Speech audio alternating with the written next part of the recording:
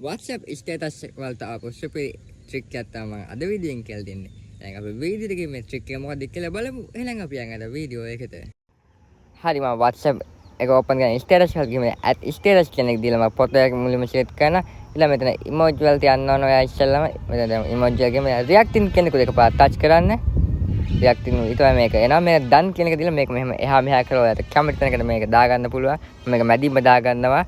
දැන් ඔයා මේක තවත් ඉමෝජි එකක් කරන් මේක වැහෙන්න දාන්න ඕනේ. දැන් මම ඒක කරනවා. දැන් ඉමෝජි එකක් මම දානවා තවත් මෙතන. තාම මෙහෙම ඉමෝජි එකක් දාලා මේ දැන් මම දාපු කලින් දාපු එක මෙහෙම වැහෙන්න දානවා. ඊට පස්සේ මේක මම WhatsApp ස්ටේටස් වලට යවනවා.